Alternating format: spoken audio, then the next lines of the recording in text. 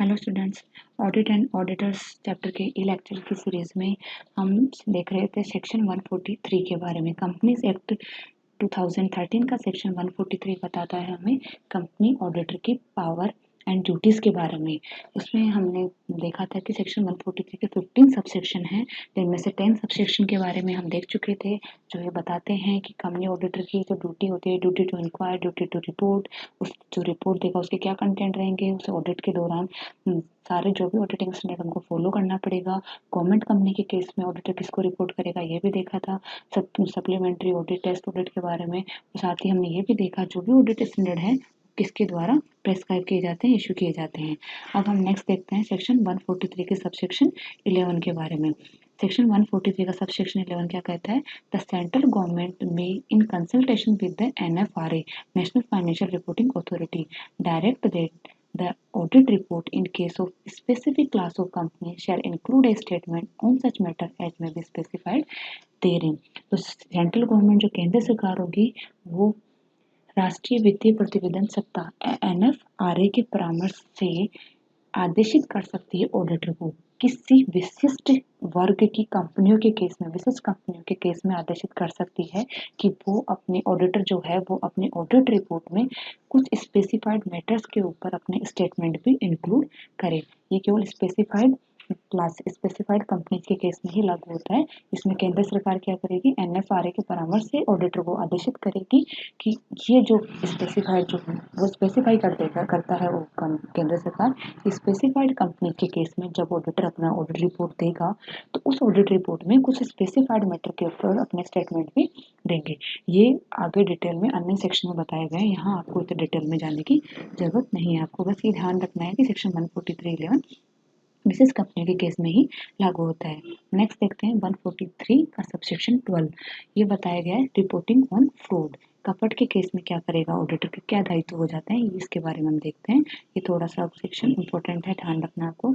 Auditor of A company in the course of performance of his duties as auditor has reason to believe that an offence involving fraud is being or has been committed against the company or an officer or the employee of the company, then the auditor should immediately report the matter to the central government within such time or in such a manner as may be prescribed। इसमें बताया गया है कि अगर auditor को audit करते time, अपने duties perform करते टाइम ऐसा लगता है, रीजन टू बिलीव, उसके ऊपर विश्वास करने का उसके पास कारण है कि ऑडिटर में कोई कंपनी के दौरान कोई फ्रॉड हो रहा है, किसी fraud, that an offence involving fraud, fraud को इन्वॉल्व करने वाला ऑफेंस, कोई अपराध है जिसमें कपट इंक्लूड है, ऐसा कोई कपट हो रहा है, इज बीइंग अनकमिटेड, ऐसा कोई फ्रॉड हो रहा है कंपनी के अगेंस्ट में, किसी ऑफिस कंपनी के अगेंस्ट में कोई फ्रॉड हो रहा है किसी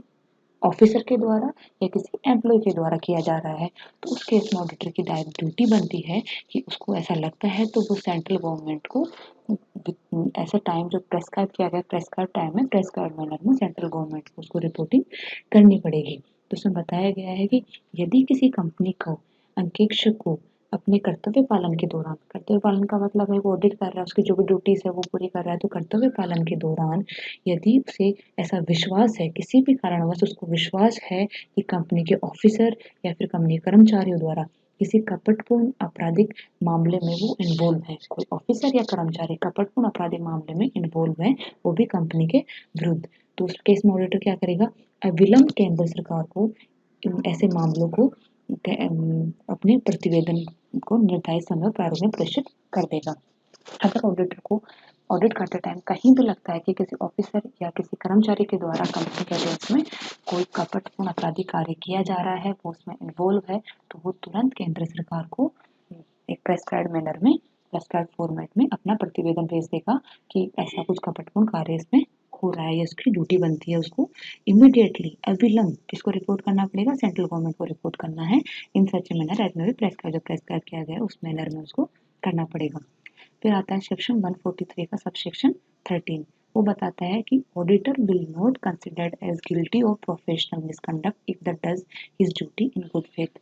अगर वह ईमानदारी से अपनी ड्यूटी निभा रहा है, ईमानदारी से अपनी ड्यूटी कर रहा है, तो उसे गिल्टी कंसिडर नहीं किया जाएगा। यदि कंपनी अंकेक्षक ईमानदारी से अपना कार्य कर रहा है, उसमें कोई चूक भी हो जाती है तो उसे कर्तव्य भंग नहीं माना जाएगा, उसको गिल्टी ऑफ प्रोफेशनल मिसकंडक्ट उसको नहीं माना जाएगा।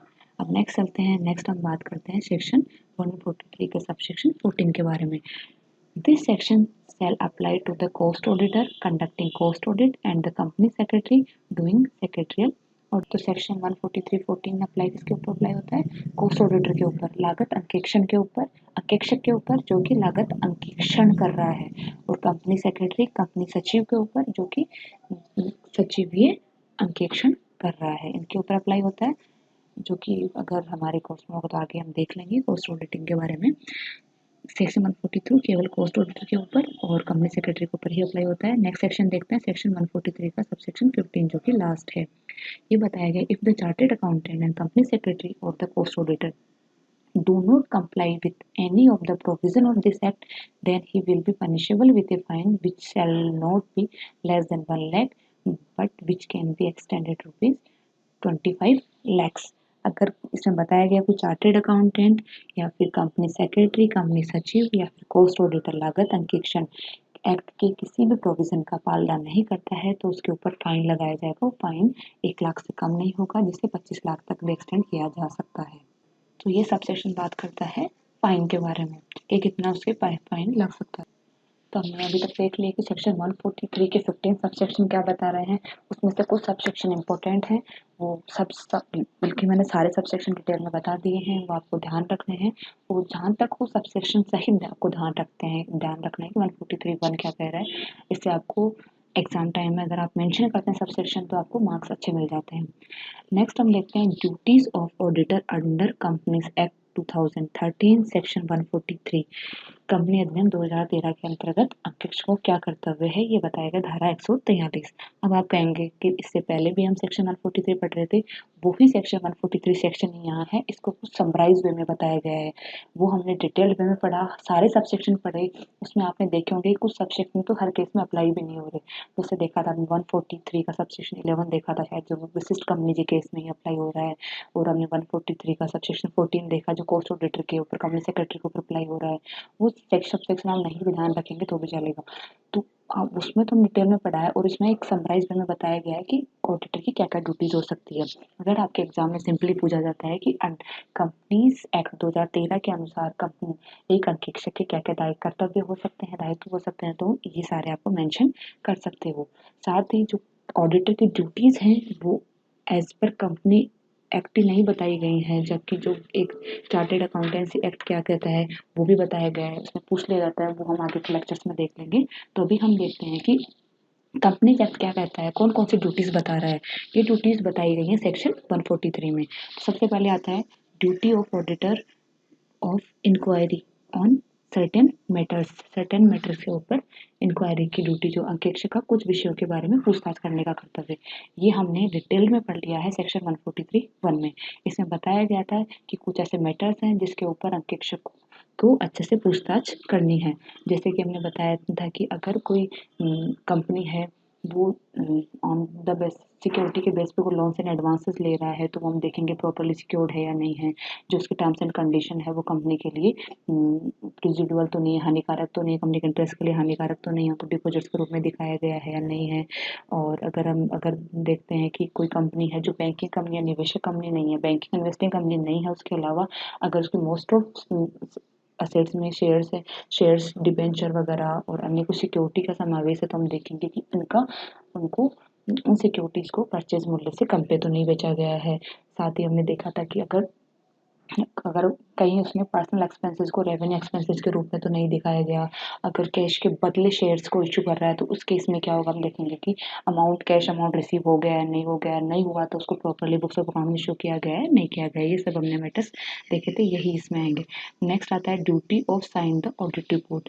जो ऑडिटर का मेन दायित्व होता है कि उसको ऑडिट रिपोर्ट सबमिट करनी होती है, तो ऑडिट रिपोर्ट के ऊपर उसको हस्ताक्षर करने का उसका कर्तव्य है। जो भी ऑडिट रिपोर्ट देगा, जो भी उसमें वो टिप्पणियाँ देगा, अवलोकन देगा या मर्यादाएं जो भी उसमें उल्लेखित करेगा, जो कंपनी साधारण सभा में पढ़े जाएंगे, निरीक्षण के लिए खुले रहते हैं, तो उन सब के ऊपर उसको साइन करना, हस्ताक्षर करना जरूरी है। तो कंपनी के अंकेक्षक के रूप में नियुक्त व्यक्ति को अंकेक्षण रिपोर्ट पर हस्ताक्षर करना उसका दायित्व है और कंपनी का अन्य प्रपत्र भी वो सर्टिफाई करेगा।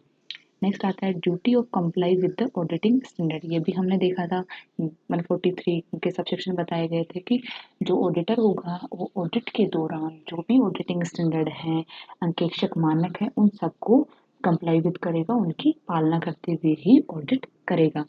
नेक्स्ट है duty to give audit report. ये तो उसका वैसे भी मेन जो ड्यूटी उसकी ये है कि वो जो भी ऑडिट कर रहा है उसके ऊपर अपनी रिपोर्ट देगा। तो ऑडिटर जो है उसका कर्तव्य अंकेक्षण रिपोर्ट देने का कर्तव्य।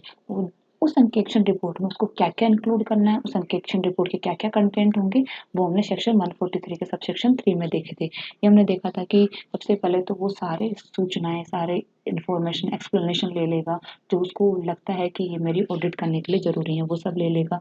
अगर उसको कोई इन्फॉर्मेशन नहीं मिल पाती, किसी भी केस में कंपनी नहीं दे पाती है, तो वो चीज़ भी वो अपने ऑडिट रिपोर्ट में मेंशन करेगा कि उसको इन्फॉर्मेशन नहीं मिली है और उसका फाइनेंशियल स्टेटमेंट के ऊपर ये इम्पैक्ट आ रहा है, ये मेंशन करेगा।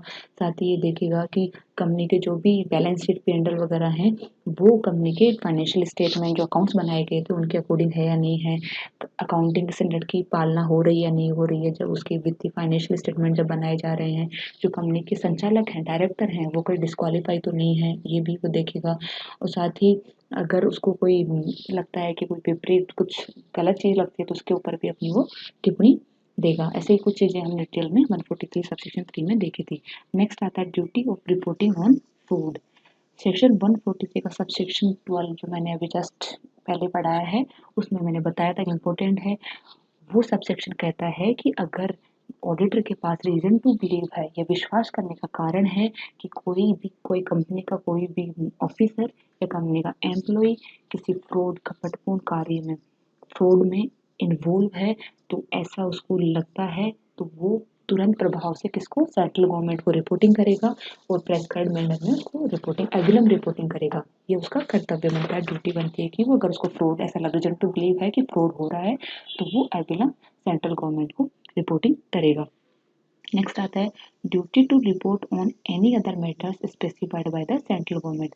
अगर सेंट्रल गवर्नमेंट कुछ मैटर स्पेसिफाई कर देती है तो उनके ऊपर भी उसको रिपोर्ट करना पड़ेगा। वो सारे मैटर भी उसको डिटेल में देखने पड़ेंगे, ऑडिट करने पड़ेंगे और उनके ऊपर भी उसको रिपोर्ट करना पड़ेगा। ये भी उसकी ड्यूटी बनती है। लास्ट आता है duty to state the reason for qualified and negative report. अगर किसी भी मामले में ऐसे कोई मैटर है जिसके ऊपर उसको नेगेटिव, वो अपना व्यू, नेगेटिव रिमार्क दे रहा है या क्वालिफाइड रिपोर्ट दे रहा है अपनी, तो उस केस में क्या होगा कि उसको उसके कारण स्पष्ट करने पड़ेंगे।